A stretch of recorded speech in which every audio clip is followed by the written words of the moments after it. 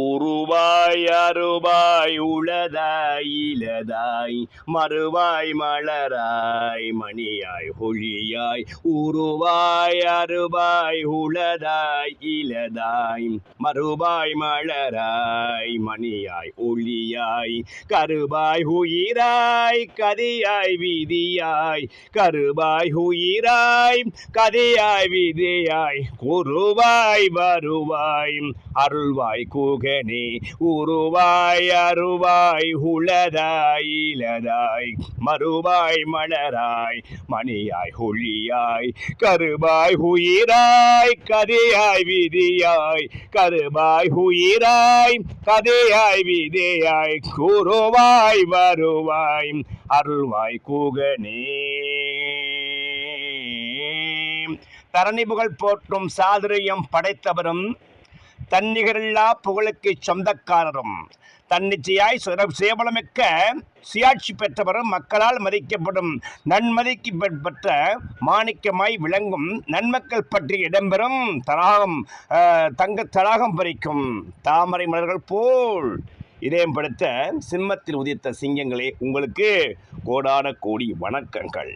பிரியமான சகோதர சகோதரி, எந்த ஒரு ஜாதகருக்கும், அதாவது ரிஷப லக்னத்தில் பிறந்த ஒரு ஜாதகருக்கு லக்னாதிபதி இருக்கும் வீட்டின் அதிபர் உச்சமாகவோ ஆட்சியாகவோ இருந்து அதை குரு பகவான் பார்க்கும் பொழுது இந்த ஜாதக மாவட்ட அளவில் மாநில அளவில் புகழ் பெறக்கூடியவராக மிகப்பெரிய சாதுரியம் படுத்த மிகப்பெரும் புகழ் பெற்ற நன்மக்கள் லிஸ்டில் வரக்கூடிய யோகம் ஏற்படும். அதுதான் பப்ளிக் செல்வாக்கை உருவாக்கும் பர்பத யோகமாகும். அதாவது லக்னாதிபதி இருக்கும்படி கேந்திர உச்சத்தில் இருக்கலாம் அல்லது ஆட்சி உச்சத்தில் அதை குரு பகவானும் பார்க்கும் பொழுது விசேஷ தனயோகம் ஏற்படுகிறது. இந்த ரிஷப லக்னத்துக்கு லக்னாதிபதி என்று சொல்லக்கூடிய சுக்கிர பகவான் சதுர்த்த கேந்திரம் என்று சொல்லக்கூடிய சிம்ம ராசியில் அமையப்பட்டு அந்த சிம்ம ராசிக்கு விதி மதி கதி என்று சொல்லிய சுக்கிர பகவான் சூரிய பகவான் சந்திரபான் இவர்கள் மூன்று சதுர்த்த கேந்திரத்தில் நடந்து தசமபாகம் என்று சொல்லக்கூடிய 10ஆம் ஸ்தானத்தை தசத்தை இவர்கள் பார்க்கும் பொழுது இவருக்கு 3 விதமான துளிகளில் முத்தான முதல் தரமான ராஜயோகத்தை இந்த லக்னம் பெறும். ஏனெனில் இந்த லக்னாதிபதி உட்கார்ந்திருக்கும் 2ஆம் வீட்டில், அதாவது கன்னியில் இந்த ராசிக்கு யோகாதிபதி என்று அழைக்கப்படும் புதன் பகவான் கன்னியில் அதி உச்சம் பெறுவது சிறப்பு. அவை லாபத்தை பார்ப்பது மிகவும் தனச்சிறப்பு.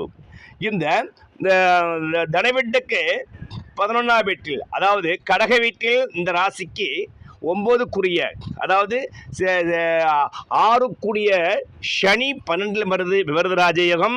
இந்த லக்னத்துக்கு ரிஷப லக்னத்துக்கு 9க்குரியவன் இந்த சனி பகவான் கடகராசியில் உட்கார்ந்து இந்த லக்னாதிபதிக்கு 2ஆம் வீட்டில் 5க்குரியவனும் 12ஆம் வீட்டில் 9க்குரியவனும் அமைவது அதியோக தனயோக சிறப்பு என்று சொல்லலாம். பொதுவாகவே ரிஷப லக்னத்துக்கு 8க்குரியவன் 12ஆம் வீட்டில் மறந்தாலும் சரி, 12க்குரியவன் 8ஆம் வீட்டில் மறந்தாலும் சரி, 6ஆம் வீட்டில் மறந்தாலும் சரி, அது விபரீத தனயோகமாக ராஜயோகமாக கருதப்படுகிறது.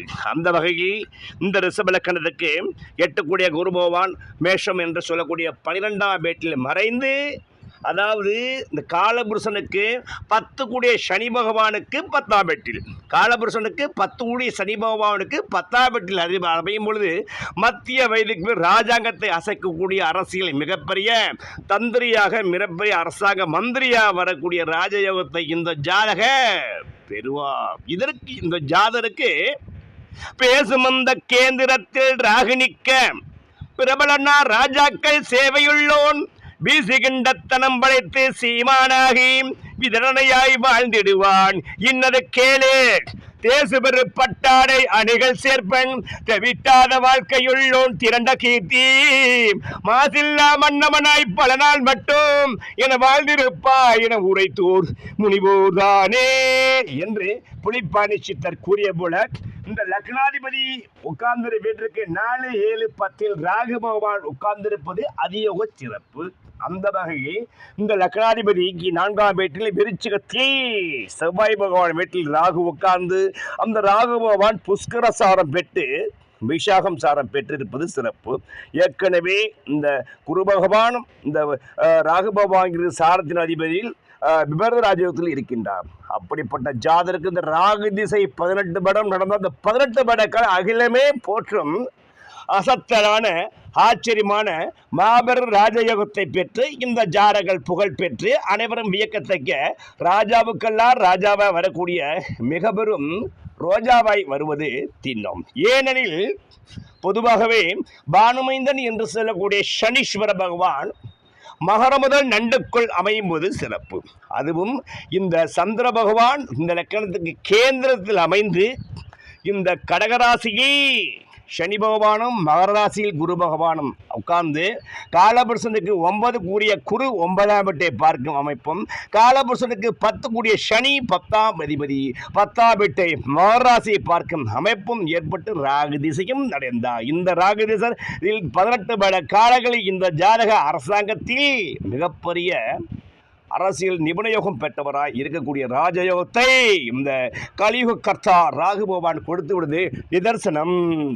பாரப்பா மகர முதல் நண்டுக்குள்ளே பகருகின்ற பானுமைந்தன் அதிலே தோன்ற சிறப்பாதில் மறையும் கேந்திரமேற சிவசிவா என்ன சொல்வேன் அரசன் ஜென்மம் ஆரப்பா அகிலங்கள் எல்லாம் ஆறாம் அப்பனே அரசனுடைய கொடியை பார்த்து நாரப்பா நகுக்குதடா சீமான் சோலை நன்றாக புலிப்பாணி நவின்றிட்டேனே என்று புலிப்பாணி சித்தர் பாடியது போல இந்த மகரத்திலிருந்து நண்டு என்று சொல்லக்கூடிய மகர ராசி, கும்பராசி, மீனராசி, மேசராசி, ரிஷபராசி, மிதுனராசி, கடகராசி என்று சொல்லக்கூடிய 6 ராசிகள் பானுமைந்தன் அமைவதும் லக்ன கேந்திரத்தில் சந்திர பகவான் அமைவதுதான் சிறப்பு.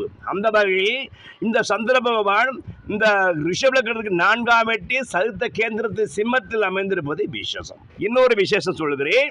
இந்த ஜாதகருக்கு ராஜாக்கள் ஏன் ராஜா வருகின்றார் என்றால் இவர் அமாவாசை யோகத்தில் பெற்றதால், சதுர்த்த சித்திரையில் பிறந்து அமாவாசை யோகம் பெற்றதாலும் அந்த அமாவாசையில் உள்ள லக்னாதிபதி, ராசியாதிபதி, கரியாதிபதி சூரிய பகவானை குரு பகவான் பெருந்தனக்காரன் பார்க்கும் பொழுது இந்த ராகு திசையில் அனைவராலும் போற்றக்கூடிய அசத்தலான ராஜயோகம் கிடைக்க பெற்று மத்திய மாநில அரசுகளின் ஆதரவால் மந்திரியாக மிகப்பெரிய தந்திரியா வரக்கூடிய மகா ராஜாக்களுக்கெல்லாம் ராஜாவா வரக்கூடிய மெகா ராஜா வரும் ராஜயோகம் பெற்றவ இந்த சிம்மத்தில் உதித்த சிங்கங்களே சிங்கங்களே சிங்கங்களே.